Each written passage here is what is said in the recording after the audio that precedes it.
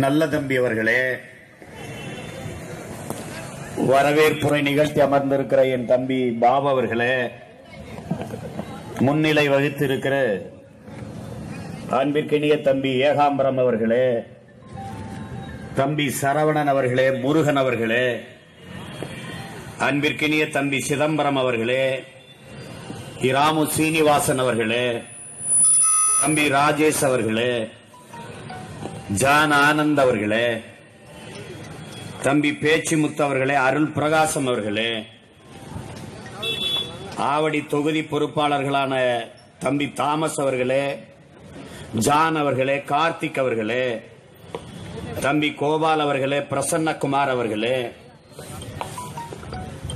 தம்பி ஜோசப் அவர்களே, தம்பி வாசுராசன் அவர்களே, அப்துல் ரசாக் அவர்களே, அருண் அவர்களே, தணிகைவேல் அவர்களே, மணிகண்டன் அவர்களே, பிரபா அவர்களே, மணி அவர்களே, தம்பி கருணாகரன் அவர்களே, முருகன் அவர்களே, ராஜ்குமார் அவர்களே, விஜயகுமார் அவர்களே, தம்பி பாண்டியராஜன் அவர்களே, தங்கராஜ் அவர்களே, புருஷோத்தமன் அவர்களே, தம்பி பூமாரி அவர்களே, சண்முகம் அவர்களே, குமரவேல் அவர்களே, அன்பிற்கினிய சரவணன் அவர்களே, பாண்டியன் அவர்களே, கோகுல் அவர்களே, ரிஸ்வான் அவர்களே, தம்பி புகழேந்த் அவர்களே, தினேஷ் அவர்களே, இங்கே புகழுரை வணங்கி அமர்ந்திருக்கிற மாணவ பாசறையினுடைய எழுச்சி மிகுந்த தளபதி என்னுயிர் தம்பி இடும்பைவனம் கார்த்திக் அவர்களே, ஆட்சிமொழி பாசறையினுடைய அமைப்பாளர் அருமை அம்மான் மரத்தமிழ் வேந்தன் அவர்களே, தம்பி தமிழ் புலி சாத்தப்பன் அவர்களே, என் ஆருயிர் அண்ணன் கதிர் அரசேந்திரன் அவர்களே, அன்பு தென்னரசன் அவர்களே, நாம் தமிழர் கட்சியின் இதயமாக இயங்குகிற எங்கள் அண்ணன் கலைக்கோட்டு உதயம் அவர்களே, அக்கா கௌரி அவர்களே, மேடையிலே மீற்றிருக்கிற என் அன்பிற்கும் பாசத்திற்கும் உரிய தம்பிகளே, உணர்வு எழுச்சியோடு இந்த நிகழ்வில் அமர்ந்திருக்கிற எப்போதும் எங்கள் உயிருக்கு மேலாக நாங்கள் நேசிக்கின்ற என் தாய் தமிழ் சொந்தங்களே, உங்கள் அனைவருக்கும் என் அன்பு நிறைந்த வணக்கம்.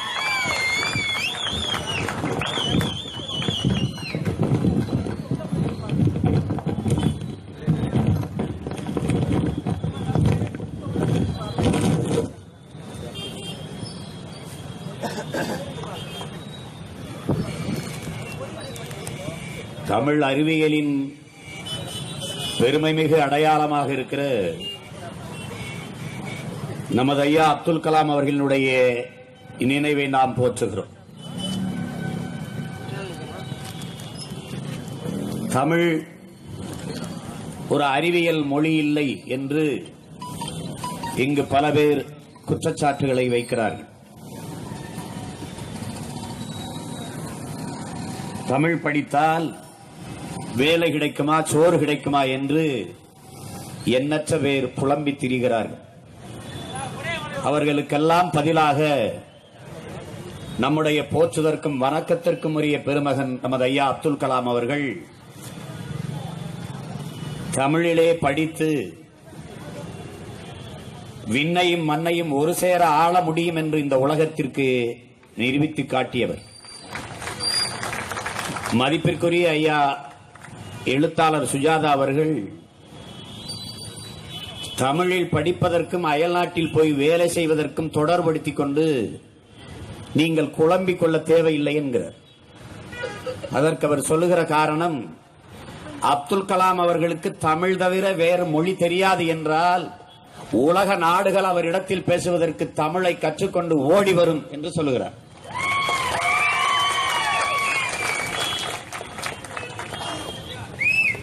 தம்பி இடும்பைவனம் கார்த்திக் அவர்கள் குறிப்பிட்டது போல அதிகமாக திருக்குறளை நேசித்து அதன் வழியிலே வாழ்ந்த பெருந்தகை நமது ஐயா அப்துல் கலாம் அவர்கள். கனவு காணுங்கள், கனவு காணுங்கள், கனவு சிந்தனையாகும், சிந்தனை செயலாகும் என்று நமக்கு கற்பித்தார். ஆனால் அவருக்கு கற்பித்தவன் அவருடைய பெரும்பாட்டன் நமது மூதாதை வள்ளுவ பெருமகன் என்பதை நாம் பெருமையோடு நினைவு கூற வேண்டும். உள்ளுவதெல்லாம் உயர் உள்ளல், மற்றது தள்ளினும் தள்ளாமை நீர்த்து என்று தமிழ்மறை போதிக்கிறது. வெள்ளத்தனைய மலர் நீட்டம் மாந்தர்தம் உள்ளத்தனைய உயர்வு என்று தமிழ்மறை நமக்கு கற்பிக்கிறது. அதைத்தான் நமது ஐயா கனவு காணுங்கள் என்கிறார். கனவு என்பது நீங்கள் உறங்கும் போது வருவதல்ல, உங்களை உறங்க விடாமல் செய்வது, அதுதான் கனவு என்கிறார். என் அன்பிற்குரிய இளைஞர்களே, நீங்கள் உறங்கும் போது உங்கள் கண்கள் உறங்கட்டும், உங்கள் கனவுகள் ஒருபோதும் உறங்காமல் பார்த்துக் கொள்ளுங்கள் என்கிறார். மரணம் என்பது மூச்சு விடாமல் இருப்பதல்ல, முயற்சி செய்யாமல் இருப்பதும் மரணம்தான் என்று நமக்கு போதிக்கிறார்.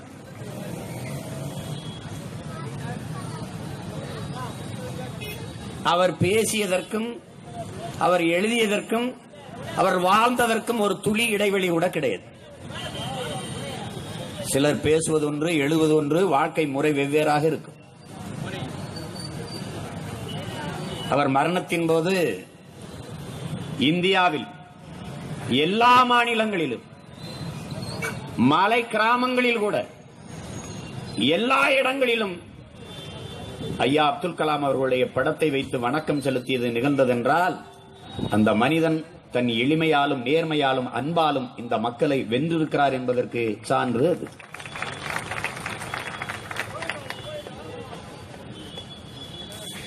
என்னை போன்ற பிள்ளைகளுக்கு அவர் மிகப்பெரிய முன்னத்தி ஏறாக இருக்கிறார். அவர் சொல்லுகிறார், நீ ஒவ்வொரு நாளையும் உணலாக்கு,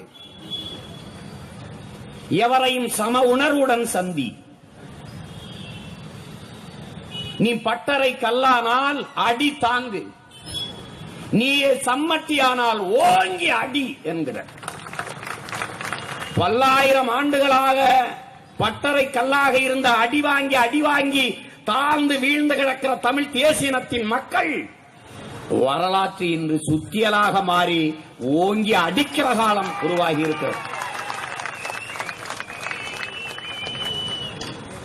அவர் சொல்லுகிறார், கோழைகளால் ஒருபோதும் வரலாற்றை உருவாக்க முடியாது, மிகுந்த துணிவும் சிறந்த அறிவும் கொண்டவர்களாலேயே வரலாற்றை படைக்க முடியும்.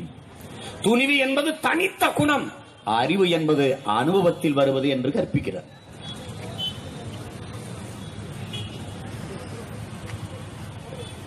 அவர் சொல்றாரு, எல்லா பறவைகளும் மழை வருகிற போது கூட்டை நோக்கித்தான் பறக்கும், ஆனால் கழுவி இருக்கிறதே அது மேகத்திற்கு மேலே போய் பறக்கும் என்கிற.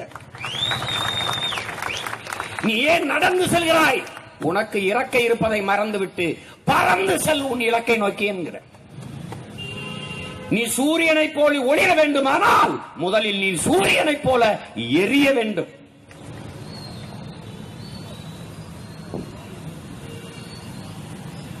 அவர் வாழ்க்கையில பாராளுமன்ற உறுப்பினர்களெல்லாம் கூட்டி வச்சு பேசல, சட்டசபை உறுப்பினர்களெல்லாம் கூட்டி வச்சு பேசல, மாவட்ட ஆட்சியர், காவல்துறை அதிகாரிகள் யாரையும் கூட்டி வச்சு பேசல.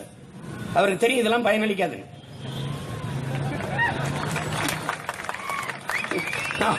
அவருக்கு தெரியும், அவருக்கு தெரியும், யாரோ வச்ச மரத்துல பழம் தனக்கு ஒரு பழம் கிடைக்காதா என்று காத்திருந்தவன் அல்ல அவன். இன்னொரு தலைமுறை உண்வதற்கு மரத்தை நட துடித்தவன். அரசியல்வாதிகளுக்கு எப்போதும் அடுத்த தேர்தலே குறியாக இருக்கும். தலைவர்கள் மட்டும்தான் அடுத்த தலைமுறையை பற்றி சிந்திப்பார். அப்படி அடுத்த தலைமுறையை பற்றி சிந்தித்த தலைவர்கள் பெருந்தலைவர் காமராஜர், ஐயா அப்துல் கலாம் போன்ற பெருந்தகை. அவர் சொல்றார், நான் கிளி வளர்த்தம் பறந்து போயிடுச்சு, அணில் வளர்த்தம் ஓடி போயிடுச்சு, மரம் வளர்த்தேன் இரண்டும் திரும்பி வந்து விட்டது என்றார். இதை விட மரம் வளர்க்கிறதுக்கு எளிமையாக இந்த மக்களுக்கு போதிக்கிறதுக்கு ஒரு மகானும் இல்லை, ஒருத்தனும் இல்லை. என் அன்பிற்குரிய சகோதரர் விவேக் அவர்கள்ட்ட சொல்லியிருக்காரு, இன்னும் கொஞ்ச நாள்ல 800 கோடி மக்கள் தொகை வந்துடும். ஆனா 100 கோடி மக்களுக்கு தான் குடிநீர் இருக்குது. எவ்வளவு பெரிய ஆபத்தை நோக்கி நாம் போய்கொண்டிருக்கோம் பாருங்க. இதைத்தான் ஸ்டீவன் ஹாக்கின்ஸ் சொல்றான், இந்த பூமி உயிரினங்கள் வாழ்வதற்கு ஏதுவான பூமியாக இல்லாது போய்விட்டதா, மனிதர்கள் மாற்றிவிட்டார்கள், வேறு கிரகங்களை நோக்கி படையெடுங்கிறான் ஸ்டீவன் ஹாக்கின்ஸ். நாங்களும் கத்திக்கிட்டு தான் பாக்குறோம், ஒருத்தங்க அதுலயும் விழ மாட்டேங்குது.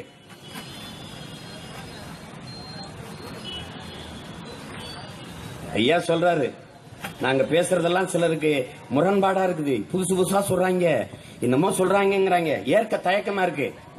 ஆனாலும் இதை விட்டா வேற வழி இல்ல. மேலதிகாரி வர சொல்லிட்டாரு, அந்த மேலதிகாரியை பாக்குறதுக்கு அவர் வீட்டுல போய் வரவேற்பறையில காத்திருக்கிறாரு. அதிகாரி வரல. அப்ப மேசையில ஒரு புத்தகம் கிடக்குது, எடுத்து படிக்கிறாரு.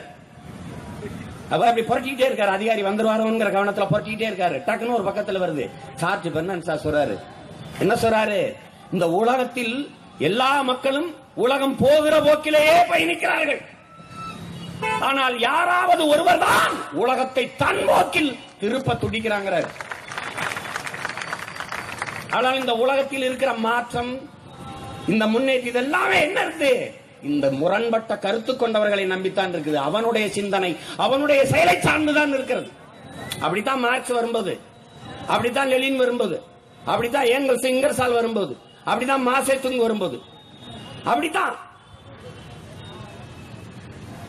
அடிமையாக வாழ பழகி கொண்டிருந்த இடத்துல உரிமைக்கு போராடுகிறவன் முரண்பட்டவன் தான். அப்படிதான் இருக்குது. கடவுள் இருக்கு சொல்லும்போது இல்லைன்னா மார்க்ஸ் கேட்டான், கடவுள் உலகத்தை படைச்சாரு அப்படின்னா, கடவுளை யார் படைச்சதுன்னு கேட்டான். அவன் முரண்பட்டான். ஆனால் மகத்தான மாமேதையாக இன்னைக்கு கொண்டாடப்படுறான். உலகத்தை நீங்க நல்லா கொஞ்சம், இந்த உலகம் பெற்றிருக்கிற இவ்வளவு வளர்ச்சிக்கும் அதிகபட்சமா எங்க பாத்தீங்கன்னா 1000 மனிதர்கள் தான். எத்தனையோ லட்சம் ஆண்டுகள் ஆயிடுச்சு. அவன் தான். ஆனா அவன் முதல்ல முரண்பட்டவனா இருப்பான், விமர்சிக்கப்பட்டவனா இருப்பான். ஒரு தேவாலயத்துல திருப்பலி நடக்குது, எல்லாரும் கூடியிருக்கிறாங்க. அந்த திருப்பலி முடிஞ்சவர்னு அருள் தந்தை கேட்கிறார், சொர்க்கத்துக்கு யாராரு போக போறீங்க, எல்லோரும் கையை உயர்த்துங்கள் என்று. எல்லாரும் கையை உயர்த்தலாம். ஒரே ஒருவர் மட்டும் கையை உயர்த்தல, கையை கட்டி வந்திருக்காரு. நீங்க சொர்க்கத்துக்கு போக விரும்பலையா என்று கேட்கிறார். நீங்க சொர்க்கத்துக்கு போகலையா என்று அருள் தந்தை கேட்கிறார். அந்த இளைஞன் எந்திரிச்சு சொல்றான், இல்ல நான் பாராளுமன்றத்துக்கு போய் மக்களுக்கு சேவை செய்ய விரும்புறேங்கிறான். யார் அவன்? அவன் தான் ஆபிரகாம் லிங்கன். அவன் சொர்க்கத்தை வேற இடத்துல தேடல, வாழுகிற தன் பூமியை, தன் நிலத்தை சொர்க்கமாக மாற்றணும்னு நினைச்சான். கவனிச்சுக்கணும். நமக்கு கற்பிக்கிறார் நம்ம ஐயா அப்துல் கலாம். இந்த உலகத்துல வரலாற்றில் ஒவ்வொரு மனிதனுக்கும் ஒரு பக்கம் இருக்கிறது. ஆனால் அந்த பக்கத்தை உலகத்தார் படிப்பதற்கு, படிக்க வைப்பது என்பது உனது கைகளில் தான் இருக்கிறதுங்கிற.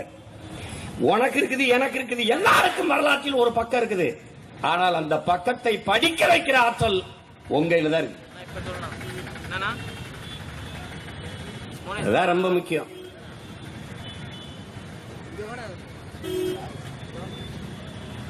அப்துல் கலாம பேசுறாங்க, காகிதமில்லத்தை பேசுறாங்க, தீரன் சின்னமலையே பேசுறாங்க, வேலுநாச்சியாரா பேசுறாங்க, பூலித்தேவனே பேசுறாங்க. நாங்க பேசாம வேறவன் பேசுறான், எவன் பேசுறான், யாரு பேசுறான்?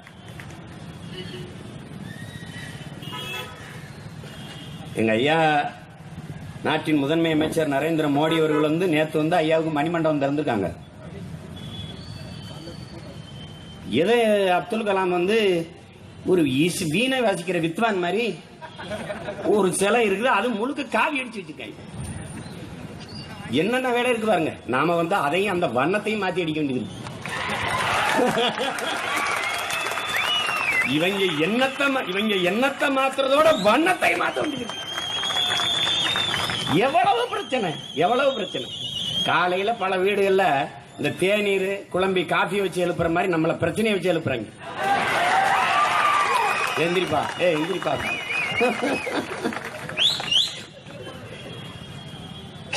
எங்க அண்ணன் கலக்கொட்டதையில் குறிப்பிட்டது போல நம்ம அந்த முன்னோர்கள் எண்ணற்ற கருத்துக்களை, தத்துவங்களை, வழியை நமக்கு காட்டிருக்காங்க. அதுல பயணிக்கத்தான் நம்ம செய்யல. நமது பாட்டன் இவர்க முறை செய்து காப்பாற்றும் மன்னவன் மக்களுக்கு இறை என்று வைக்கப்படும். மணிநீரும் மண்ணும் மலையும் அணிநிழல் காடும் உடையது அறம். உருபசியும் ஓவா பிணியும் செரு வகையும் சேராது இயல்வது நாடு. எப்படி இருக்கு பாருங்க. அஞ்சாமை, ஈகை, அறிவு, ஊக்கம் இவை நான்கும் வெஞ்சாமை வேந்தருக்கு இயல்பு. இந்த தத்துவத்தின் வழியில ஒருத்தன் நின்று ஆட்சி செஞ்சுட்டா உலகத்தின் தலை சிறந்த நாடாக என் நாடு வந்துடும்.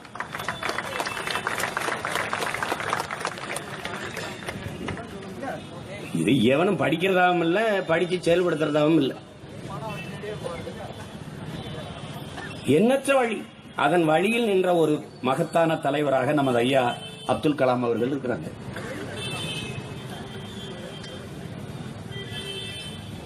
இதை பார்க்கணும். ஐயா குஜராத் கலவரத்தப்போ தடை உத்தரவு போட்டிருக்கு. அந்த நேரத்தில் ஒரு பள்ளிக்கூடத்துக்கு போறாங்க. அந்த பள்ளிக்கூடத்தில் 12வது படிக்கிற ஒரு மாணவி, சினேகல் தாகூர்னு அந்த பொண்ணு பேரு. நம்மளுடைய எதிரி யார், முதன்மையான எதிரி யார் என்கிற கேள்வியை வைக்கிறாங்க. ஒவ்வொருத்தரும் பல்வேறு பதில சொல்றாங்க. அந்த சினேகல் தாகூர்ங்கிற அந்த பொண்ணு மட்டும் எந்திரிச்சு நம்மளுடைய முதல் எதிரி வறுமைதான் என்று சொல்லுது. அவர் ஒரு புத்தகத்தை, அந்த புத்தகத்தில் இருக்காரு, நான் அந்த பெண்ணுக்கு தான் இந்த புத்தகத்தை நான் சமர்ப்பிச்சிருக்கிறேன், அர்ப்பணிச்சிருக்கேன் என்று. அது எவ்வளவு பெரிய உண்மை பாருங்க. இதே கருத்தை நம்ம ஐயா என்ன சொல்றாரு பாருங்க. குன்றக்குடி அடிகளார், தவத்திரு குன்றக்குடி அடிகளார், ஒரு மனிதனுக்கான அடிப்படை தேவை என்பது எது? உணவு, உடை, உறை. இது மூன்றையும் கொடுக்க வேண்டியது எது? அரசு. மக்களால் உருவாக்கப்படுகிற மக்கள் அரசு, கட்டமைக்கப்படுகிற ஆட்சி, அதிகாரம். இது இந்த மனிதர்களுக்கான அடிப்படை தேவையை கொடுக்கணும். அப்படி கொடுக்கவில்லை என்றால் அந்த சமூகம் குற்ற சமூகமாகத்தான் இருக்குங்கிறது. இது நல்லா கவனிச்சுக்கணும். இது ஓட்டுக்கான அரசியல் இல்ல, நாளைய என் தலைமுறைகள் வாழ்ற நாட்டுக்கான அரசியல். அதான் நுட்பமாக கவனிச்சுட்டு வேலை செய்யணும்.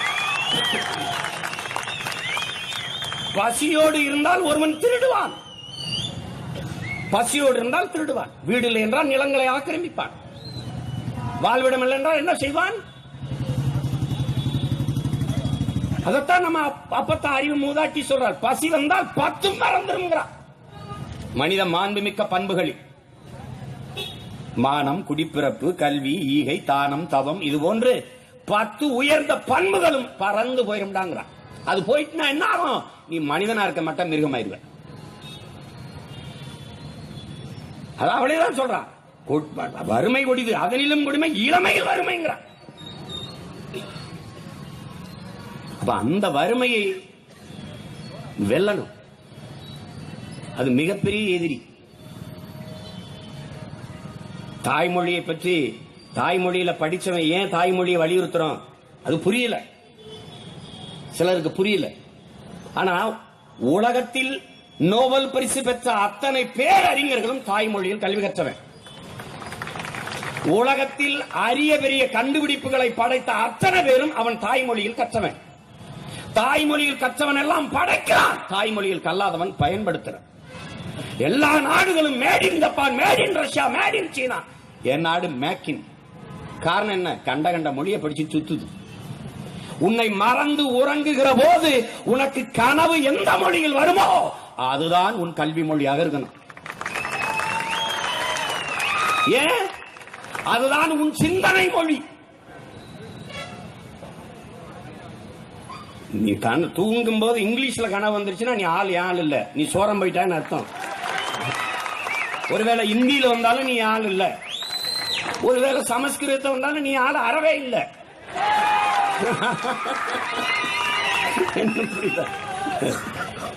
எந்த மொழியும் கற்கலாம். அன்பு தென்னரசன் சொன்னது போல எல்லா சோழர்களையும் எழுதியிருக்கையா, 6 மாசத்தில் ஆங்கிலம் சரளமாக பேச கற்றுத்தரப்படும். கத்துக்க.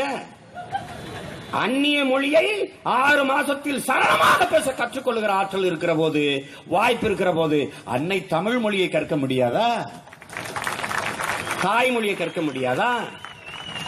எங்கள் ஐயா அப்துல் ரஹ்மான் சொல்றார், தாய்மொழி என்பது வெறும் சத்தம் அல்ல, அது சத்த வடிவமான என் தாயின் ரத்தம் என்கிறார். அதை நன்கு விளங்கணும் என் தம்பி தங்கைகள். மொழி என்பது ஒரு கருவி அல்ல, அது ஒவ்வொரு தேசியத்தின் முகம், முகவரி, அடையாளம். என் முகம் சிதைந்து நான் இறந்து போனால் என் பிணத்தை உங்களால் அடையாளம் காட்ட முடியாது. அப்படி மொழி சிதைந்து அழிந்து போனால் ஒரு இனத்தை உங்களால் அடையாளம் காட்ட முடியாது. இது நல்லா விளங்கணும். அதனாலதான் ஐயா தாய்மொழி கல்வியை வலியுறுத்துறாங்க. தாய்மொழியில கல்வி இருக்கணும். அதே அதே அதே கருத்தை பாருங்க. இங்க ஒரு ஞானி இருக்காரு, தவத்திரு ஐயா குன்றக்குடி அடிகளார் சொல்றாரு, அதாவது சிந்தனையை வளர்க்கிற தாய்மொழியில் இருந்து மனிதர்களை பிரிப்பது என்பது, இப்ப நம்மளெல்லாம் தாய்மொழியிலிருந்து கடத்திட்டான். இப்படி தாய்மொழியில் இருந்து மனிதர்களை பிரிப்பது என்பது உணவு உண்கிற கையை வெட்டி எறிவதற்கு சமம்ங்கிறார். குளத்தில் நீந்தி கொண்டிருக்கிற மீனை தூக்கி கரையிலே எறிவதற்கு சமமான ஒன்று என்கிறார். அதை விளங்கணும்.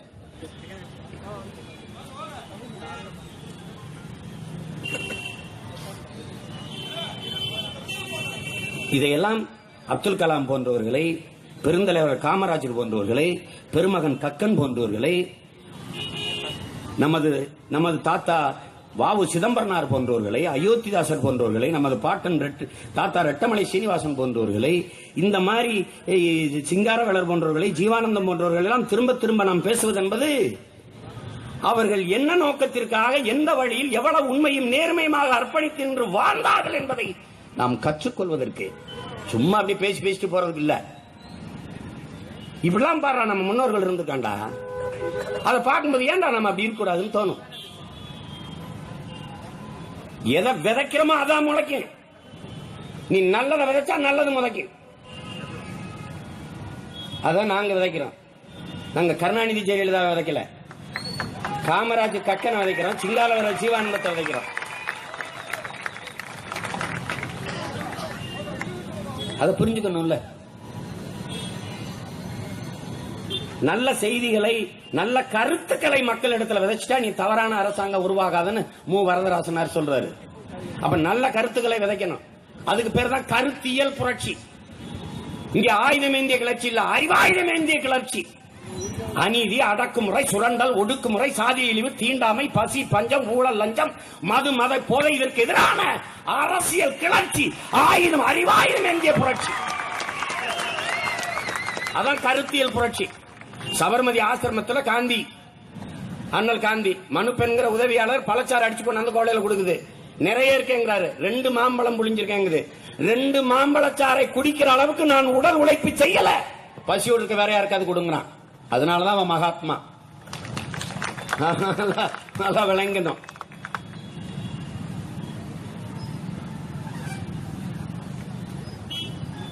ஐயா மூதறிஞர் ராஜாஜி அவர்கள் கடிதம் எழுதி எந்த ஊருக்கு போனாலும் தனக்கு என்ன தேவைங்கிறத கடிதமா எழுதி அந்த பயண ஏற்பாட்டாளர்கிட்ட எழுதி அனுப்பிடுவாரு. அப்படி ஒரு தங்கு விடுதிக்கு போகும்போது எல்லாம் கொடுத்துட்டு கடைசி அவர் கொடுத்ததுல ஒரு இது இருக்குது, இது நான் அனுப்பின பட்டியல் இல்லையேங்கிறாரு. இல்லைங்க, இங்க கொசு அதிகம், அதனால கொசு வலை வாங்கி வச்சிருக்கோம்ட்டு. அவ்வளவு பெரிய தலைவர் அந்த கொசு கடியிலே தான் படுத்திருந்தார். அந்த கொசு வலை, ஏன்னா அந்த கொசு வலை கொடுக்க காசு இல்ல.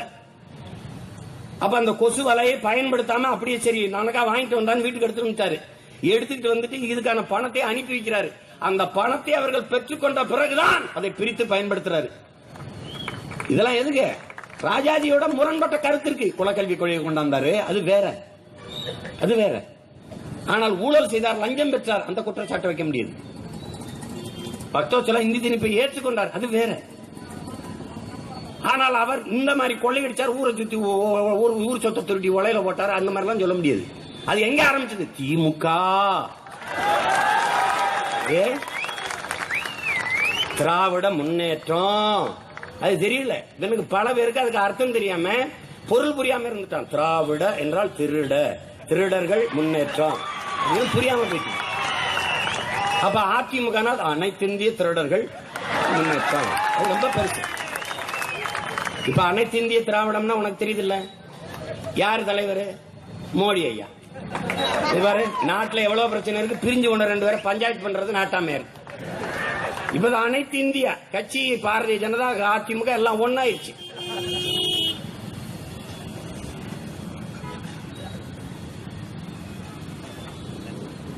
ஐயாவுடைய கனவு சிற்றூர்களின் பொருளாதார வளர்ச்சி. 10 தூண்கள், 10 உயர்ந்த வழிகளை நமக்கு காட்டுறது. ஒண்ணு என்ன சொல்றாரு, நகரங்களுக்கும் கிராமங்களுக்கும் இருக்கிற அந்த தூர இடைவெளி மிக குறைவாக இருக்கணுங்கிறது. இதை நம்ம பல தடவை பேசிட்டோம். சிற்றூர்களின் பொருளாதாரத்தை வளர்த்து எடுக்காம ஒரு தேசத்தின் பொருளாதார வளர்ச்சியை சமவெளியில் உருவாக்க முடியாது, வளர்த்தெடுக்க முடியாது. இவன் காட்டுவதெல்லாம் வெறும் நகர்ப்புற வளர்ச்சி, digital India, smart city, smart village கிடையாது. அப்ப நகர்ப்புற வளர்ச்சி, நகர்ப்புறத்துல சாலைகள் மேம்படுது, மின் விளக்குகள் அதிகமா இருக்குது, எல்லாமே இங்க இருக்குது. மருத்துவமனைகள், திரையரங்குகள், கேளிக்கை விடுதிகள் எல்லாமே இங்க. அப்ப கிராமங்கள் பாருங்க, தேசத்தினுடைய இந்தியாவினுடைய தேசிய என்னது, விவசாயம் நம்பி இருக்குது. இந்தியாவின் இது எங்க இருக்குது, கிராமத்துல தான் இருக்குங்க. உண்மையான இந்தியா கிராமங்கள் தான் இருக்குன்னு அண்ணல் காந்தியடிகள் சொல்றாரு. ஆனா கிராமங்கள் காலியாகி கொண்டிருக்கிறது நம்ம பாக்குறோம். இன்னைக்கு போனீங்கன்னா 5 வயசு பையன் 60 வயசு கிழமை, இடையில இருக்கிற இளைஞன இளம்பெண்களும் அங்க இல்ல, எல்லாம் இடம்பெயர்ந்துட்டான். இப்ப நாங்க பரமக்குடியில இருந்து இளையாங்குடியில இருந்து வந்த மாதிரி இங்க மேடையில் இருக்கிறெல்லாம் ஒவ்வொரு கிராமத்துல இருந்து வந்துட்டான், இங்க இருக்கிறேன். அது காரணம் என்ன, அங்க தாய் நிலம் தரிசா கிடக்கு, கலாச்சாரம் செத்துருது. கிராமத்தை விட்டு வெளியேறும்போது என் பொங்கல் இல்ல, என் பண்டிகை இல்ல, என் கரகாட்டம் இல்ல, என் பாவக்குத்து இல்ல, என் பொம்மலாட்டம் இல்ல, குதிராட்டம் இல்ல, ஒரு இளவும் இல்ல, ஒண்ணும் இல்ல. அங்க மண்பானையில பொங்க வச்சான், இங்க குக்கர்ல வந்துகிட்டு இருக்கு. அப்ப கலாச்சாரம் சாகுது. அப்ப கிராமத்திலே அவனை நிறுத்தி வைக்க வேண்டியிருக்கு. அங்க இருந்து மொத்தமா இங்க வரான். ஏன் வரான், வேலை வாய்ப்பு இங்க இருக்குது, மருத்துவம் இங்க தரமான மருத்துவம் கிடைக்குது, கல்வி தரமான கல்வி கிடைக்குது. எனக்கு ஓர் ஆசிரியர் எல்லா பாடத்தையும் நடத்துறார், இங்க ஒவ்வொரு பாடத்தையும் ஒவ்வொரு ஆசிரியர் நடத்துறார். எனக்கு கரும்பலகை இல்ல, இங்க கரும்பலகை இருக்கு. எனக்கு கழிவறை இல்ல, இங்க கழிவறை இருக்கு. எனக்கு மொட்டமா ஒண்ணுமே இல்ல, மரத்துக்கு இல்ல படிச்சேன். எனக்கு மேற்கூரை இல்ல, இவனுக்கு கூரை இருக்கு, குளிர்வீட்டி இருக்கு, எல்லா வசதியும் இருக்கு. அப்ப என்ன பண்றான், கல்விக்காக ஓடி வரான். வேலை வாய்ப்பு இங்க கிடைக்குது, நகர்றான். மருத்துவம், எங்க ஆத்தாளுக்கு அப்பனுக்கு 60 கிலோமீட்டர்ல மருத்துவமனை, எனக்கு 1/2 கிலோமீட்டர்ல மருத்துவமனை, நகர்ந்து வந்துடுறோம். அப்ப நகரங்கள் பிதுங்கி வழியுது, கிராமங்கள் வெறிச்சோடி கிடக்கு. இப்ப என்ன செய்யணும், இந்த பொருளாதாரத்தை சமவீதத்தில் வளர்த்தெடுக்கணும் அப்படின்னா நகரத்தில் என்னென்ன கிடைக்கிறதோ அதெல்லாம் கிராமத்துக்கு கொண்டு வரும். இதான் ஐயா சொல்ற புறாத்திட்டம், நாம சொல்ற சிற்றூர்களின் பொருளாதார வளர்ச்சி மேம்பாடு. இதான் ஆட்சியின் வரைவுல நம்ம கொடுத்திருக்கோம். வேற எவனும் பேச மாட்டான், நம்ம வந்து செய்யறோம், வந்து செய்யறோம்.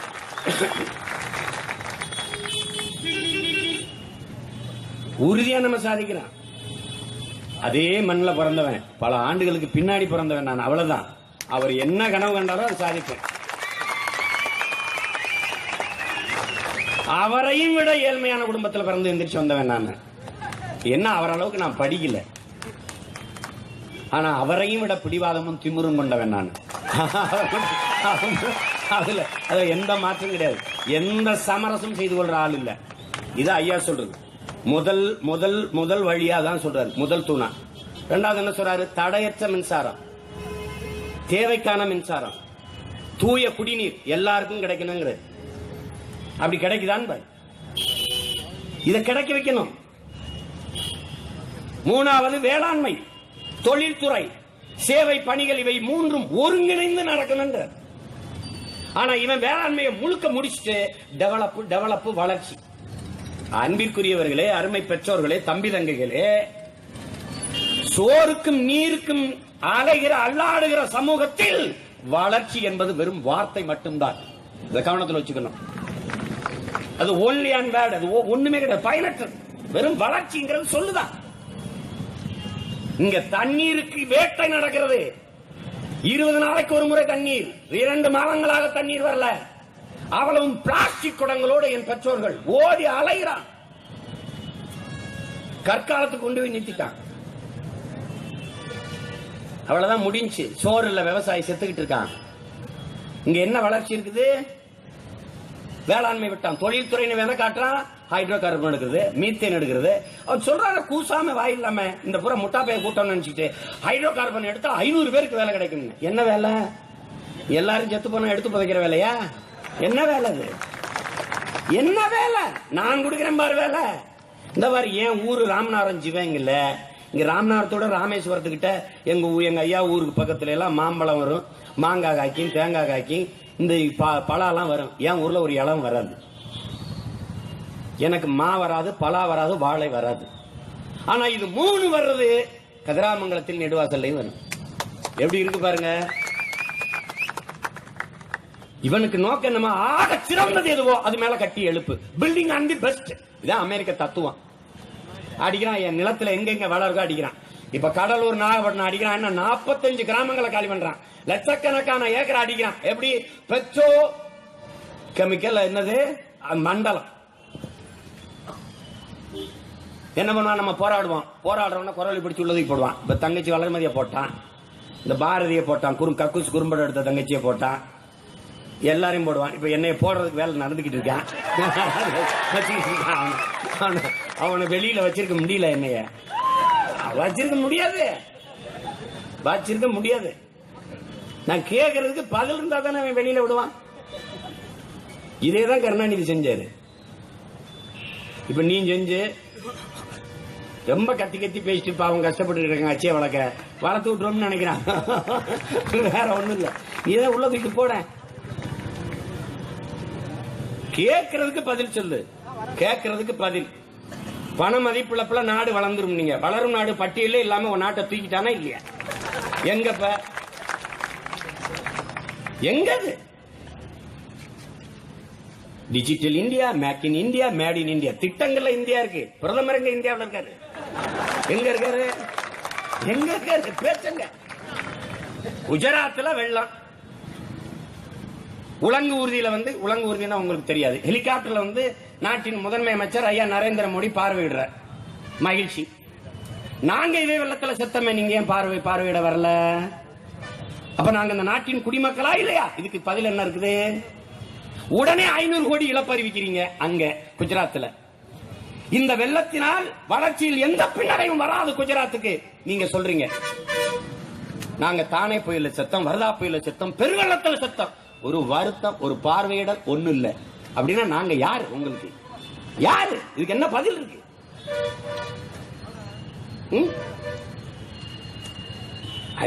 ஐயாவுக்கு அப்துல் கலாம் ஐயாவுக்கு மண்டபத்தை திறந்து வச்சுட்டு மீனவர்கள் படகுகளை இழந்துவிட்ட மீனவர்களுக்கு புதிதாக படகுகள் வாங்கி கொடுப்பாங்களாம். இந்த படகை பறிச்சு வச்சுக்கிட்டாங்கன்னா அப்புறம் என்ன பண்ணுவீங்க? எப்படி இருக்கு பாருங்க. சொந்த நாட்டு மக்களின் படகுல 140 படகை பறிச்சு வச்சுக்கிட்டா ஒரு பிக்காடி பைய திணிண்டு உள்ளங்கைகள நாடு. நாங்க எல்லாரும் எந்திரிச்சு எச்சு துப்புனா மூழ்கி போயிடுவான். முட்டாள் சிங்கன அவனுக்கிட்ட போய் அறப்பருக்கை திங்கிற அயோக்கிய போய் சிங்கன முழிச்சு வர திங்க மாட்டான். அறப்பருக்கை திங்கிற அயோக்கிய போய் அவன்கிட்ட போய் அதை வாங்கி கொடுக்க முடியல. இவ்வளவு பெரிய வல்லாதிக்கத்தின் அதிபர் வல்லரசாக போகுது. சொந்த நாட்டு மக்களின் படக பரிசா வாங்கி கொடுக்க துப்பு இல்ல. வல்லரசாகுது. என்ன வல்லரசு? வலிமை மிக்க கடற்படை ராணுவம் பாதுகாப்பு பணியை செய்து யாரிடமிருந்து யாரை பாதுகாக்க பதில் இருக்கா?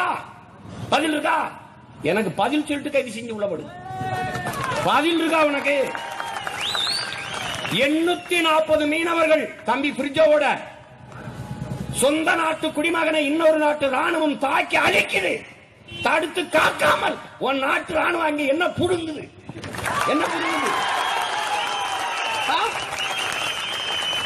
என்ன விளையாட்டு நீ? டேவிட் இன்னும் 4-5 தம்பிகளும் படகுல மீன் பிடிச்சிருக்கான். இந்தியாவும் இலங்கை கிரிக்கெட் விளையாண்டுகிட்டு இருக்குது. இந்த இந்தியா வென்றிருக்குது. வெல்றது இந்தியா. இவன் கப்பல்ல விளையாட்டு பார்த்துக்கிட்டு இருந்தவன் இந்தியா வெல்லதுக்கு இலங்கை தோக்குதுன்னு கோபத்துல 6 கப்பல்கள் சுத்தி நிக்குது. அந்த படகை சுத்தி நின்னு அந்த 5 பேரையும் பிடிச்சிட்டு போய் கம்பி எல்லாம் உயிர் உறுப்ப கட்டி, கழுத்தை கட்டி, கைய மணிக்கட்டை கட்டி, காலை கட்டி நறுக்கி 1 மணி நேரத்துக்கு மேல சுத்தி நின்று கொஞ்சம் கொஞ்சமா கொண்டு கடலுக்கு வீசிட்டான். 6 கப்பல்கள் ஒரே இடத்துல 1 மணி நேரத்துக்கு மேல குவிஞ்சு நிக்குது. ஏன் நிக்குதுன்னு பார்க்காம என்ன வேலை பார்த்துக்கிட்டு இருக்காங்க? என்ன வேலை பார்க்கிற? அமெரிக்க போர்க்கப்பல் நேரா தூத்துக்குடியில நங்கூரம் போட்டு நின்னானா இல்லையா? முழுக்க ஆயுதங்களை நிறைச்சு நின்னான். என்ன பண்ணிட்டு இருந்தா? தூரம் வரும்போது பார்க்கல, நங்கூரம் நிறுத்துறதுக்கு முன்னாடி பார்க்கல, நிறுத்தி பல நாட்களுக்கு பிறகு பார்க்கிற. அப்படின்னா என்ன அர்த்தம்? அந்த சண்டீர் என்ன சொல்ல வர்றாரு தெரியுமில? நீ எத்தனை கப்பலை நிறுத்தி எவ்வளவு பேரும் நில்லு, எல்லாரையும் மீறி நான் உள்ள வருவேன்னு காட்டுறான். நீ அந்த கப்பல்ல இருந்த 4 பேரை கைது பண்ணி போட்டா அவன் தேவையா நீ கோபுர கடையை தூக்கி உள்ள போட்டான். இதெல்லாம் ஏன் நடந்துச்சுன்னு யோசிச்சு பாருங்க. நீங்க என்னென்ன விளையாட்டு காட்டுறாங்க எல்லாம் நாங்க ஒண்ணுமே தெரியாது முட்டா பயலுக நினைச்சுக்கிட்டு வேலை காட்டுறது. ஒரு ஃப்ரிட்ஜோ மரணத்துக்கு ஒரு வருத்தம் தெரிவிக்கல நாட்டின் பிரதமர். இந்த செயல் தவறானது. கேரளாவில் கோயில் திருவிழாவில் பட்டாசு வெடிச்சதுல விபத்து 100 பேருக்கு மேல. தனி உலகம் வானூர்தியில வந்து வருத்தம் தெரிவிச்சுட்டு போறீங்க, பாராட்டுறோம். கோதாவரியில புனித நீர் ஆட வந்தவன்ல விபத்து, நெரிசல சிக்கி சத்தம், அது ஆக்சிடென்ட் விபத்து. அதுக்கு அரை மணி நேரத்தில் வருத்தம் தெரிவிக்கிறீங்க. வாரணாசியில கோயில் வழிபட வந்த இடத்துல விபத்து, நெரிசல சிக்கி இறந்துட்டான், வருத்தம் தெரிவிக்கிறீங்க. ஆந்திர காட்டுக்குள்ள 20 பேர் அநியாயமா சுட்டு போட்டான், ஒரு படுகொலை. ஒரு சின்ன வருத்தம், கண்டனம் வேணாம், ஒரு வருத்தம் பதிவு செய்யல. எப்படி இருக்கு? ஏண்டா சுட்டானா என் காடுங்கிறான், என் காட்டுக்குள்ள தமிழன் எப்படா வரலாம்ங்கிறான். அப்படித்தானடா என் நாடு இருக்க மக்கள் எப்படா வரலாம்னு நாங்க கேட்போம். எப்படி இருக்கு? ஆந்திரக்காரனுக்கு அவனுக்கென்று ஒரு காடு இருக்கும் போது 50,000 ஆண்டுகளுக்கு மொத்த தமிழ் தேசியத்திற்கென்று அவனுக்கென்று ஒரு நாடு இருக்கவா? என்ன இத நான் கேட்டா இனவெறிய தூண்டுறாரு, சொரிய தூண்டா வந்து சொரிஞ்சு விட்டு போங்கடா. சும்மா இதா பேசுறது. இது இனவாதம், அது அனவாதம். நிதிஷ்குமார் பீகாரியா பகாரியா எப்படி பேசிட்டாரு பாருங்க. அதான்டா நான் பேசுறேன். இந்த பாரதிய ஜனதா சுவர்லாம் எழுதி வைக்குது, நீங்க படிச்சிருப்பீங்க. கழகங்கள் இல்லா தமிழகம், கவலை இல்லா தமிழர்கள். அதானே நானும் சொல்றேன். அதான் நான் சொல்றேன். திமுக அதிமுக இல்லாத நாங்கள் தமிழர்கள், எங்கள் ஆட்சி தமிழர்களின் நல்வாழ்வுங்கிறோம். கவலை இல்லா தமிழர்கள்ங்கிறீங்க, அது நாங்க சொல்றதானே. நாங்க சொல்லும்போது இனவாதத்தை தூண்டிறாரு, பாசிஸ்ட், பிரிவினைவாதி. நீங்க நீ கவலை இல்லா இந்துக்கள் தானே மகாராஷ்டிரா எழுதுனா, எதுக்கு கவலை இல்லா தமிழர்கள் வரிய? அதே சீமான் பேசினா பிரச்சனையாயிரு. எப்படி இருக்கு? பஞ்சாப்ல வாக்கு எடுக்கிட்டு இருக்காரு பிரதமர் அரவிந்த் கெஜ்ரிவால், வென்றாம் போல தெரியுது. உடனே என்ன சொல்றாரு? பஞ்சாபியனை தவிர எவனையும் உள்ள விடாதீங்கிறார். அப்ப பிரதமர் சொன்னா சரி, ஒரு பாமரன் சீமான் சொன்னா தப்பாயிருதா? எப்படி இருக்கு? வரலாற்றிலேயே நீங்க இப்பதான் ஒரு எதிரி எதிர்கொள்றீங்க. வரலாற்றிலேயே இப்பதான் எதிரி எதிர்கொள்றீங்க. சும்பப்பைய சும்மா நான் அடிக்கிற மாதிரி அடிக்கிறேன், நீ அழுகிற மாதிரி ஆளு, அப்புறம் அங்கிட்டு சேர்ந்து போங்க. இப்படி மஞ்சள் குளிச்சுக்கிட்டு இருந்தான். வரலாற்றிலே இப்பதான் நல்ல ஆத்தாளுக்கு அப்பனுக்கும் பிறந்த மான தமிழச்சி மாறின பால் குடிக்க ஒருத்தனை நீ இன்னைக்கு தான் சந்திக்கிற. வரலாற்றுல நவார் செத்தாலும் சரி என் இனம் வாழ்ந்தால் போதும், சரணடைந்து வாழ்வதை விட சண்டையிட்டு சாவது மேலானது, அஞ்சுவதும் அடிமணிவதும் தமிழர் பரம்பரைக்கே கிடையாதுன்னா. அப்படிப்பட்ட தலைவனின் மகன் இந்த நிலத்தில் நிக்கிற எந்த கொம்பனும் என்னை எதிர்த்து வீழ்த்திட்டான் இங்க கால் உண்டணும். சும்மா அந்த பாருங்க, அவர் இவர் வந்துருவாரா? ரஜினிகாந்த் வந்து அவர் எந்த கொம்பாதி ரஜினிகாந்த் அவன் தாத்தனே வந்தால் இங்க வண்டி வேகாதீங்க. அது ஒரு காலம், அது ஒரு காலம். எல்லாம் ஓட்டு காசு வாங்கிறான வாங்கும். யார் வாங்குவா? என் ஆத்தால போய் வாங்குவா, என் தாத்தா பாட்டி வாங்க, என் மாமச்சனா வாங்குவான். ஆனா என் தம்பி தங்க வாங்க மாட்டான். நான் தயார் செய்வேன். நீ எழுதி வச்சுக்க, நீ எழுதி வச்சுக்க. நீ 3ஆம் வகுப்பு 4ஆம் வகுப்பு 5ஆம் வகுப்பு படிக்கிற பிள்ளை எல்லாம் என்னுடைய விதைகள், என்னுடைய சிந்தனை துளிகள். அவன் முளைச்சு வர்றான், அவன் எந்திரிச்சு வரும்போது நான் உட்கார்ந்துருப்பேன், அவன் என்னை மாதிரி பேசிருப்பான். எவனும் எதிர்கொள்ள முடியாது, எங்களை எவனும் எதிர்கொள்ள முடியாது. என்னுடைய அருமை சகோதரன் யாசின் மாலிக் பேசினா, கடலூர்ல என்ன பேசினா?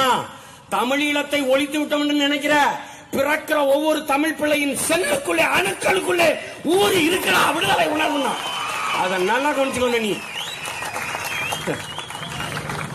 ஐரோப்பிய ஒன்றியம் தடையை நீக்கிச்சான், அது துரதிருஷ்டவசமானதுன்னு அம்மையார் சுஷ்மா ஸ்வராஜ் சொல்றாங்க. உங்க ஆட்சியின்களை நாங்க வாழ்வது எவ்வளவு துரதிருஷ்டவசமானது, எவ்வளவு துரதிருஷ்டவசமானது. நான் முதலமைச்சரா வந்துட்டா தடைய வச்சுட்டு மஞ்சள் குளிப்பீங்களா? தடைனா அப்படி கேட்பேன்.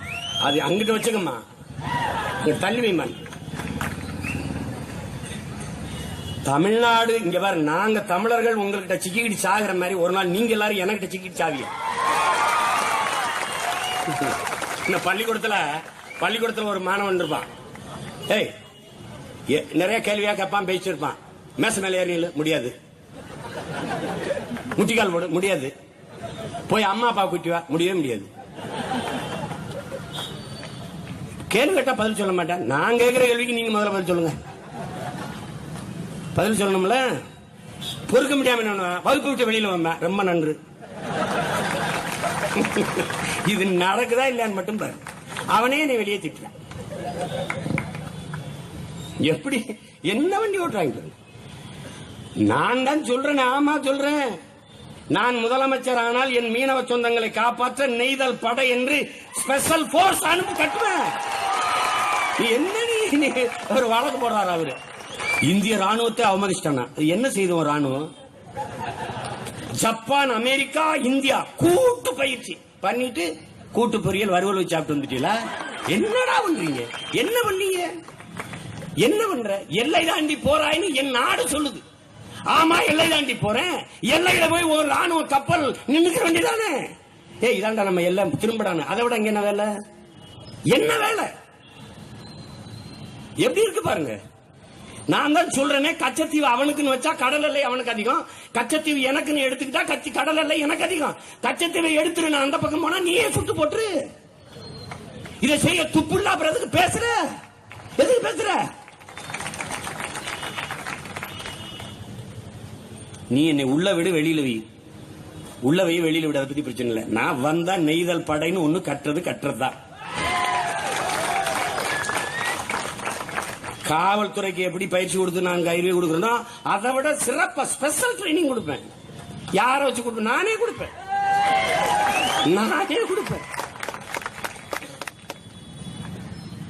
உங்களை மாதிரியா இந்தியாவில் AK-74 இருக்காடா? என்கிட்ட AK-74 இருக்கா? AK-74 ரஷ்யாவுக்கு அப்புறம் என் தலைவன் படையில தான் இருந்தது.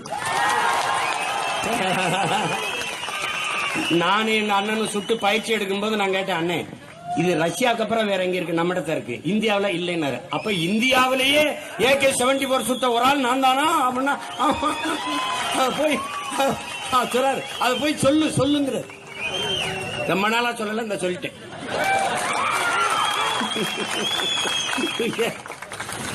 ஒரு ஊசி மாதிரி இருக்கும், அரிசி தண்டி தான் குண்டு இருக்கும். அது நெஞ்சில பிடிச்சா அந்த பக்கம் முதுகு இருக்காது.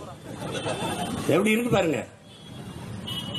பிக்காலி நம்மகிட்ட வந்து போயிட்டு இருக்கிறேன். ஒரே கேள்விதான். என் ஆத்தாள் அக்கா தாலி இருக்கிறத பாத்துக்கிட்டு இருக்கிறதுக்கு வந்தவன் அல்லனா, தாலி அறுக்கிறவன் தலையை அறுக்கிறதுக்கு வந்தவன். கவனமா வச்சுக்கணும். இந்த பாரு, இந்த உயிருக்கு மேல நேசிக்கிறதுன்னு சொல்றதுக்கே நான் கூச்சப்படுறேன். ஏன்னா நான் உயிரே நேசிக்காத ஆளுங்க. உயிரும் உதிர்ற மயிரும் ஒண்ணுன்னு நினைக்கிறாளுங்க. நீ நல்லா கவனிச்சுக்கணும். அச்சப்படுத்தி அடிவணி வைக்கிறது, இந்த படிக்கிற பிள்ளைய தங்கச்சி வளர்மையத்துக்கு போடுறது, அதை போடுறது, இந்த ஆட்டம் பூச்சாண்டிலாம் நான் அதிகபட்சமா ஒரு 5 ஆண்டு ஆடுவீங்களா? சரி, ரொம்ப கூடுதலா ஒரு போனஸ் கொடுக்கும். 10 ஆண்டு மானியம் சலுகை நம்ம கொடுக்குறாங்களா? அது மாதிரி இந்த 10 ஆண்டு போனஸ் போய் தொலை. அதுக்கப்புறம் புதகுழி தேடி வந்து அடிப்பேன்.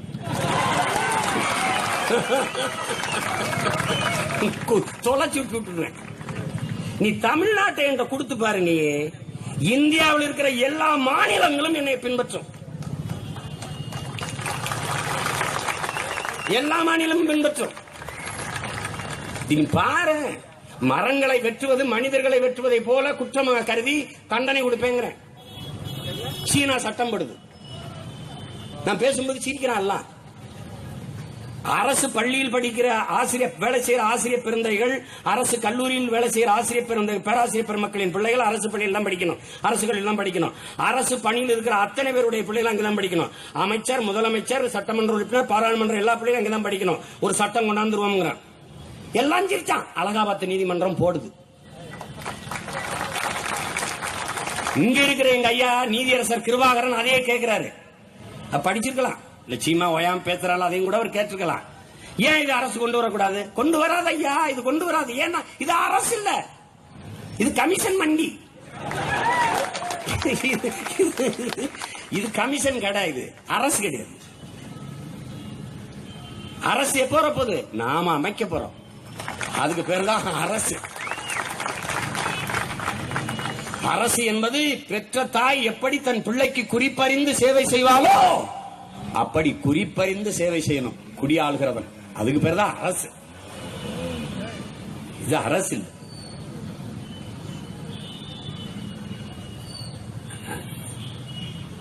ஒண்ணுக்கு நம்ம கூட வந்து நின்னது இல்ல. இவன் கேட்கறது பாரதிய ஜனதா வளர்ந்துருமாமே. எங்கிட்டு வளரும்? எங்கிட்டு வளரும்? ஏன்டா தண்ணி இல்ல, ஒண்ணும் இல்ல. ஐயா ஒருத்தர் சொல்லுகார் நீதியரசர், வந்தே மாதரம் பாடுங்க. ஒரு தம்பி போடுதான், வந்தா எங்கிட்டு போறதுன்னு தெரியாம இருக்க, வந்தே மாதரம் பாடுறாங்க.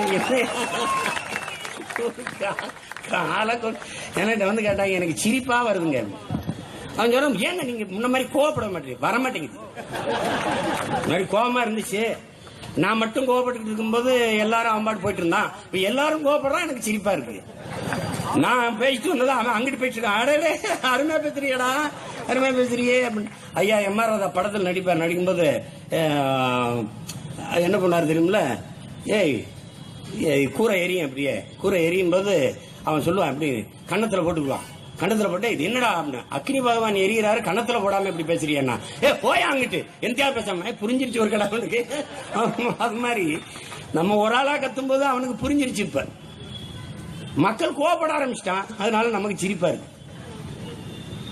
ஒன்னையும் பாருங்களேன், ஒவ்வொரு செயலையும் பாருங்க, எல்லாம் வேடிக்கை தான். நாப்கினுக்கு எதுக்கு வரி போட்டீங்க 18 விழுக்காடுன்னு கேட்டேன்.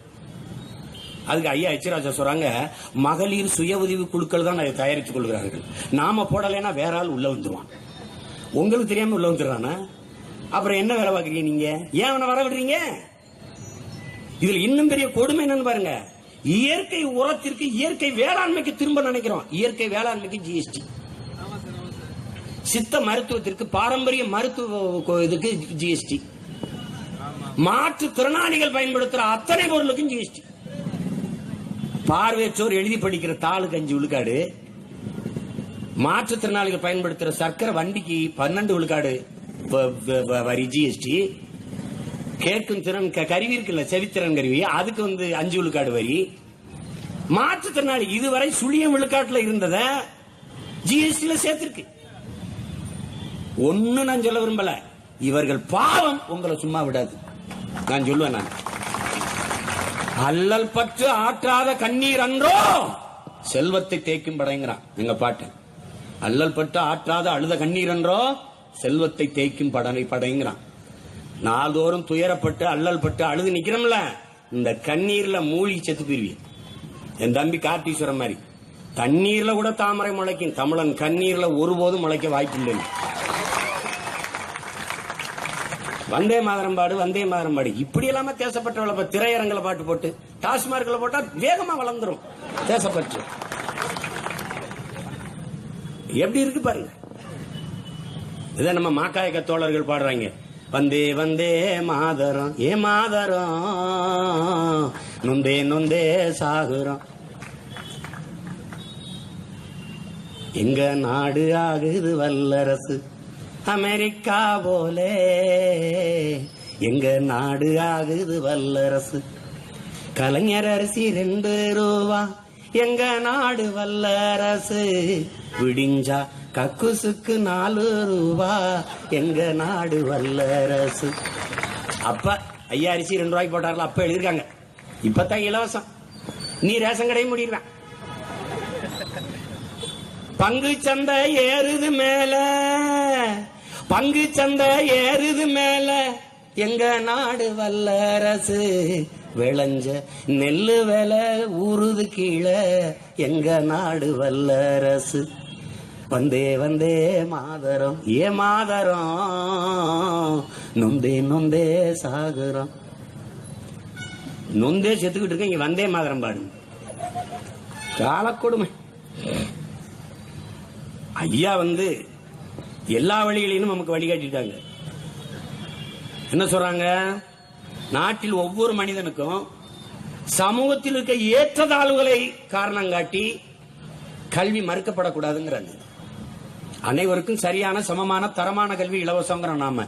அதான் ஐயா வலியுறுத்துறாங்க. நல்லா கவனிச்சுக்கணும். இங்க சிறந்த கல்வியாளர்கள், விஞ்ஞானிகள், கண்டுபிடிப்பாளர்கள், உரிய பதவி அவர்களுக்கு அளிக்கப்படணுங்கிறாங்க. அனைவருக்கும் சரியான சுகாதார வசதி கிடைக்கணுங்கிறாங்க. ஒரு நாட்டின் நிர்வாகம் மிகுந்த பொறுப்பு மிகுந்ததாகவும் வெளிப்படைத்தன்மை வாய்ந்ததாகவும் ஊழலற்றதாகவும் இருக்க வேண்டும். அதை எவனும் நம்மளை தவிர பேச முடியாது. நாம கொண்டு வர போறோம். நாம வெளிப்படையான நிர்வாகம்னு அறிவிச்சுக்கோம். அது எந்த நாட்டை போல? டென்மார்க்கை போல. ஏற்கனவே பல கூட்டங்கள் நம்ம வலியுறுத்தி பேசியிருக்கோம். எல்லாவற்றுக்கும் நடத்திட்டோம். இப்ப ஏரி தூர்வாரமா, அதுக்கு 20 கோடி ஒதுக்குறோமா? 20 கோடி இந்த ஏரிக்கு ஒதுக்கி இருக்கோம்ங்கிறது எல்லாருக்கும் தெரியும். அதுல எவ்வளவு செலவாயிருக்கு, எத்தனை பேர் வேலை செய்யறான், இது எவ்வளவு நாள்ல முடிக்கும், எல்லாமே மக்களுக்கு தெரியும். அப்போதான் ஊழல் ஒழியும், லஞ்சம் ஒழியும். ஊழலற்ற லஞ்சமற்ற ஒரு நாடாக இதை கட்டி எழுப்பணும்னா அதுக்கு முதல் வழி ஒண்ணு இருக்குது. இந்த கல்வி மருத்துவத்தை தரமா, சமமா, இலவசமா எல்லாருக்கும் கொடுக்கணும். அறிவை வளர்க்கிற கல்வியும் உயிர் காக்கும் மருத்துவமும் வியாபாரம் இல்லை என்று தடுக்கணும். ஆனா இந்த அரசுகள் செய்யாது, இந்த அதிகாரங்கள் செய்யாது. என கல்வி, மருத்துவம், குடிநீர் இதெல்லாம் மிக உயர்ந்த வர்த்தக பொருளாக மாறிடுச்சு. நாம இதை மாத்திரம் நம்ம நடத்துற பள்ளிக்கூடங்கள், கல்லூரிகள், புதிதாக கல்லூரி பள்ளிக்கூடங்களை திறந்து மிக தரமான கல்வி இலவசமாக கொடுத்து தனியார் முதலாளிகளோட சண்டையிடும். நமது பள்ளி கல்லூரியில் படித்து வர்ற பிள்ளைகளுக்கு அதிகமாக வேலை வாய்ப்பை கொடுக்கிறோம். எல்லாரையும் குவிக்கிறோம். நம்ம பக்கம் தரமான கல்வியை கொடுத்து திருப்பிடும். எப்படி சிங்கப்பூர், மற்ற நாடுகள், மலேசியா மிக தரமான கல்வியை கொடுக்குது, மருத்துவத்தை கொடுக்குது. என்னை பார்க்க ஒரு நமக்கு உறவினர்கள் வந்தாங்க. அவங்க 2 பேருமே கணவன் மனைவி மருத்துவர்கள். பாருங்க நம்ம மேல எவ்வளவு நம்பிக்கை வச்சிருக்காங்கன்னு பாருங்க. தமிழர்கள் மேலையும் எம் மேலையும். அண்ணன் தேர்தலில் நிக்கிறாரு, நாம் தமிழர் கட்சி வென்ற போது, நம்ம ஆட்சி வந்துற போது நம்ம தாய் நிலத்துக்கு போறோம்னு 2 பேருமே வேலையை விட்டாங்க. 2 பேருமே மருத்துவர்கள், அரசு மருத்துவர்கள். என்னமா இப்படி பண்ணிட்டீல, அப்படி அவசரப்பட்டு இல்லைன்னா பண்ணிட்டு அதனால ஒண்ணு. இப்ப நாங்க தனியார் மருத்துவமனையில வேலை செய்து கொண்டு இருக்கிறோம். அரசு மருத்துவமனையில வேலை செஞ்சுட்டு இருக்கும்போது அந்த தங்கச்சி சொல்லுது, ஒவ்வொரு நாளும் நான் அழுவேன். என்னன்னு, என் நாட்டு மக்கள், என் இன சொந்தங்கள் என்ன தவறு செய்தார்கள், என்ன பிழை செய்தார்கள், ஏன் அவர்களுக்கு இந்த மருத்துவம் கிடைக்கலன்ட்டு.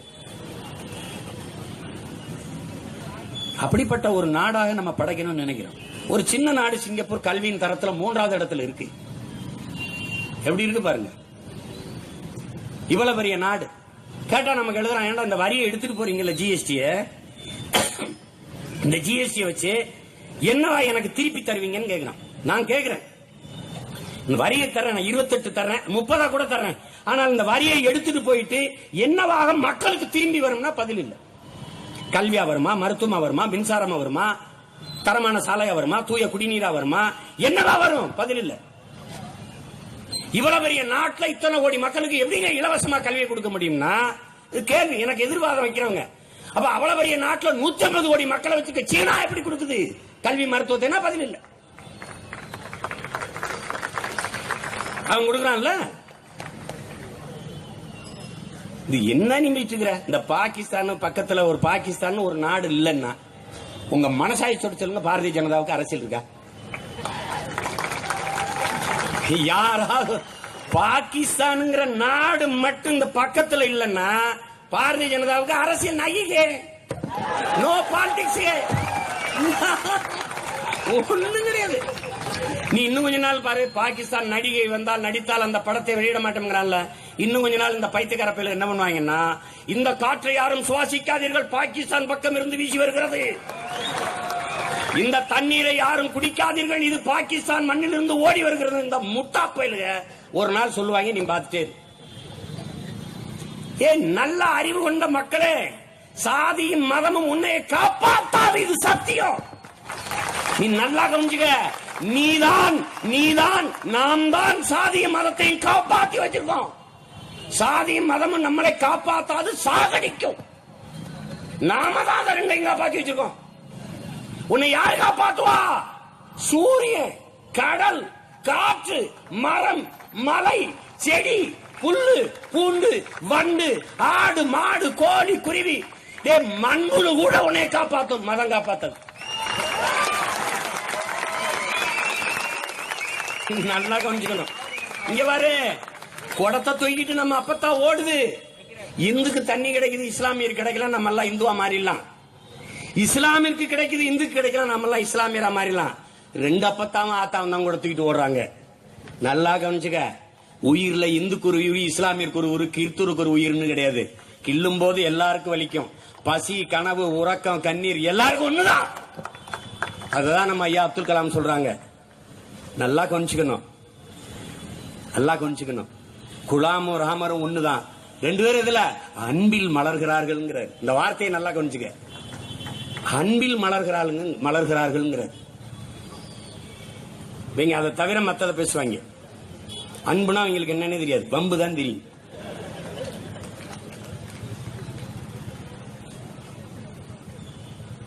இது வேற வேற செய்யணும், வேற தளத்துக்கு போகணும். மண்ணை காப்பாற்றாது, மண்ணை வாழ வைக்காது, மனிதர்களை வாழ வைக்க முடியாது. இந்த பூமி மனிதர்களுக்கு மட்டுமானதா அல்ல, பல லட்சக்கணக்கான உயிர்களுக்கானது. அதுல நீனும் ஒருத்தன். ஆனா இங்க அரசியல் எப்படி நடக்குது? உனக்கு என்ன வேணும்? ஸ்கூட்டி வாங்கும்போது 50 விழுக்காடு மானியம் ஓட்ட. உனக்கு என்ன வேணும்? மிக்சி. உனக்கு என்ன வேணும்? கிரைண்டர் கொடுத்தாச்சு. எதை போட்டு ஆட்டுவ? விவசாயி செத்து போயிட்டான், அரிசி இல்ல. இந்த இலவசமா கொடுத்த ரேஷன் அரிசியை மூட போறான். WTO கையெழுத்து போட்டான். உணவு பாதுகாப்பு மசோதால கையெழுத்து போட்டான். கதை முடிஞ்சு. உலக வர்த்தக அமைப்புல கையெழுத்து போட்டான். வித்துட்டான். இவங்க புரோக்கர் பாய்ஸ்.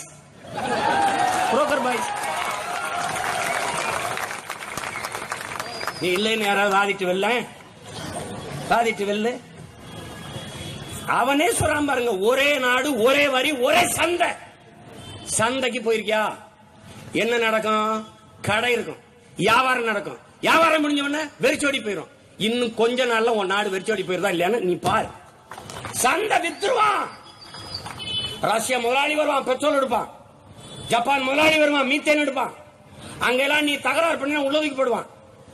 இருக்கியா வாழ்றியா செத்தியான்னு தெரியாம அடிச்சு கொண்டு விட்டுவான். அங்க தூக்கி போய் என்ன பண்ணுவான்? சுத்தி இரும்பு வெளியே போட்டு துணை ராணுவ படையை போட்டு போயிருவான். முடிஞ்சு வச்சு பதட்டமான பகுதியை அறிவிச்சு விட்டுருவான், கொன்னுருவான். இப்படி பல நாடா கொண்டிருக்கான். முந்தா நாள் சோமாலியா, இப்ப நைஜீரியா, நாளைக்கு நாம. எச்சரிக்கையா இருந்துக்கணும். ஒருத்தன் இருக்கேன் கத்திக்கிட்டு இருக்கேன், நானும் செத்துட்டா உன்னை மொத்தமா குறவனை அடிச்சு துப்பிடுவான். பார்த்துக்க, நீ கவனமா இருந்துக்க. நீ துப்பாக்கி தூக்க வேணாம், அதை விட வலிமை மிக்க ஆயுதம் ஒன்று இருக்கு. அவர்களுக்கு எதிரான வாக்கு என்கிற வலிமை மிக்க ஆயுதம். நீ திருப்ப உன்னை அழிக்கிறவன், அடக்கி ஒடுக்கிறவன், வளத்தை சுரண்டவன், நிலத்தை கெடுக்கிறவன், அவனுக்கு அதிகாரத்தை கொடுத்துட்டு போராடி இருக்கிறது பைத்தியக்காரத்தனம். நல்லா கவனிச்சுக்கணும். வறுமை அறவே ஒழிக்கப்பட வேண்டும். கல்வியின்மை துடைத்தறியப்பட வேண்டும். குறிப்பாக பெண்கள், குழந்தைகளுக்கு எதிரான குற்றங்கள் தடுக்கப்பட வேண்டும். ஒரு சமூகம் புறக்கணிக்கப்பட்டிருக்குங்கிற எண்ணமே மக்களுக்கு வரக்கூடாதுங்கிறாரு. யார் சொல்றா? நமது ஐயா அப்துல் கலாம் அவர்கள். நல்லா கவனிச்சுக்கணும்.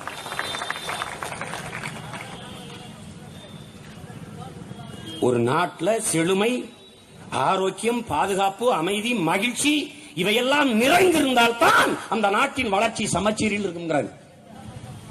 ஒரே சீராக செல்லும்ங்கிறார். அப்படி ஏதாவது இருக்குதான்? இந்த இத்தனையோண்டு நாடு பாகிஸ்தான். அந்த பாகிஸ்தான் நியாயமா உலகத்துல எந்த நாட்டோட இந்தியா பகைச்சிருந்தாலும் பாகிஸ்தான் பங்களாதேஷ் சண்டை ஓடக்கூடாது. இந்தியாவின் மகன் பாகிஸ்தான், இந்தியாவின் பேரன் பங்களாதேஷ். இந்த நாட்டோட சண்டையை போட்டு ஈனப்பைய சிங்களனோட நட்புங்கிறான். நான் என்ன சொல்றேன்? பாகிஸ்தான் உனக்கு பகை நாடாக இருக்கிறதுக்கு எத்தனை காரணங்கள் இருக்கிறதோ, அப்படி இலங்கை தமிழ் தேசிய மக்களுக்கு பகை நாடாக இருப்பதற்கு அதை விட பலாயிரம் காரணங்கள் இருக்குது. நீ உன்னை நண்பன் இன்னொரு எத்தனை நாளைக்கு சொல்லிட்டு இருப்பேன், நான் கேட்டுக்கிட்டே இருப்பேன். டக்குன்னு ஒரு நாள் எந்திரிச்சு, என் இனத்தின் வரலாற்று பகைவன் சிங்களன் உனக்கு நண்பன்னா நான் யாருன்னு கேட்பேன். இப்ப நான் கேட்கிற உயரத்துல இல்ல, அந்த உயரத்துக்கு வந்தவன முதல்ல கேட்பேன். கேட்டவன நீங்க பார், அவாய்ட் பண்ணாத, please say yes or no. நான் யாரு உனக்கு? ஃப்ரெண்டார் நாட்டு நீ சொல்லு. நீ அங்க போய் சூட்டான்ல போய் நண்பன் தேடுற, இங்கிட்டு கடல் தாண்டி அங்க போய் நண்பன் தேடுற. என்னை விட்டு நான் அவங்க 2 பேரை விட சிறந்த நண்பனா இருப்பேன்.